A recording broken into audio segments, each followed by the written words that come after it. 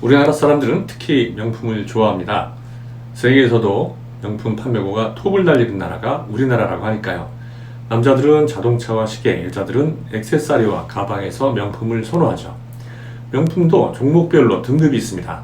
자동차의 경우 피라미드의 꼭대기에는 롤스로이스가 있고 그 밑에 페라리, 람베르기니 같은 슈퍼카가 있으며 다시 그 아래 벤츠, 아우디, BMW가 있죠. 여자들이 좋아하는 가방에도 등급이 있습니다. 에르메스는 넘사벽이고요. 그 아래 샤넬, 보테가 베네타, 구찌, 프라다 순입니다. 가격차도 등급에 따라서 상당히 차이가 나죠. 그런데요, 그 명품들을 타고 걸치고 과시한다고 해서 사람들이 당신을 명품으로 봐줄까요? 당신이 입고 걸치는 걸로 가치를 평가당한다면 뭔가 본말이 전도되었다고 생각하지 않으세요? 사람들이 나의 존재는 무시하고 내가 가진 제품을 우상화하는 꼴이지 않습니까? 이게 기분 좋은 일일까요? 여러분이 지금까지 살아온 삶이 고작 가방 하나, 시계 하나만도 못하게 느껴진다면 뭔가 잘못해도 단단히 잘못됐습니다. 그래서 저는 명품을 새롭게 정의하기로 했습니다. 제가 선호하는 명품은 제품이 아닙니다. 바로 인간 자체가 명품이 되어야 한다고 생각합니다. 인간 명품, 글자 그대로 사람이 명품이라는 뜻입니다. 제가 이런 생각을 하게 된 계기가 있는데요. 명품 수리 경력만 50년 이상인 베테랑 사장님이 수리 중이던 가방의 손잡이를 보여주시면서 이제 얘네들은 더 이상 명품이 아니야. 그냥 가격 비싼 쓰레기지 라고 말을 하더군요. 명품 브랜드가 중국을 포함한 아시아에 하청을 주면서 수준이 많이 떨어져서 품질이 예전 같지 못하다는 의미였습니다. 가격이 다른 제품의 10배 가까이 차이 나는 제품이 품질마저 조악하다면 더 이상 명품이라고 부르기 어려운 게 당연하죠. 베트남에서 짝퉁 명품 판매점을 운영하는 어떤 사장은 짝퉁을 사는 사람들이 가장 중시하는 건 명품을 과시하는 건데 그것보다 더 중요한 건 내가 허접한 짝퉁을 걸쳐도 진짜 명품이라고 생각하게 만드는 나 자신의 가치라고 생각합니다. 이렇게 얘기를 하더군요. 이 말을 듣고 생각해보니까 우리가 명품으로 부르는 제품들은 실제 가치 이상으로 고평가되고 있다는 생각이 들었습니다. 그저 가격이 비쌀 뿐 명품이라는 호칭은 어울리지 않는다고 생각이 들더군요. 그러면 진짜 명품은 어떤 존재일까요? 첫 번째로는 자기 분야에서 한 길을 계속 걸어온 결과 누구도 흉내낼 수 없는 최고의 기술력을 축적한 전문가를 들 수 있습니다. 2022년 직업능력의 달 기념식에서 인쇄출판 분야 대한민국 명장으로 선정된 한국조폐공사 정병진 차장이 그런 인간 명품이라고 할 수가 있습니다.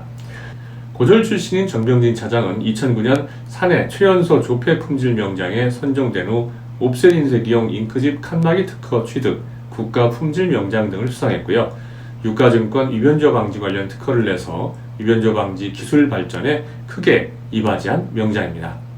두 번째로는 자신의 분야에서 압도적인 부가가치를 만들어내는 사람을 들 수 있겠습니다. 물건이나 제품은 아무리 비싸도 사는 순간 중고가 되어서 가치가 떨어지지만 인간 명품은 시간이 지날수록 지식과 경험을 축적해서 더 큰 부가가치를 창조할 수 있습니다. 그 좋은 예로 홈쇼핑계의 유난히 씨를 들 수 있습니다.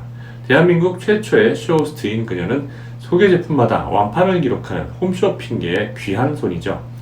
1997년 업계 최초로 2시간 동안 보석을 7억원어치 팔았고요. 2000년대 초반에는 1시간 만에 가전제품 100억원어치 매출 신기록을 세웠습니다. 여러분들은 1시간에 100억원어치 가전제품을 판매할 줄 아는 사람과 1억원짜리 에르메스 중 어떤 게 진짜 명품이라고 생각하십니까? 소비자들을 만나서 제품이나 서비스를 팔아야 하는 영업사원들은 특히 인간 명품을 알아보는 눈을 가져야 합니다.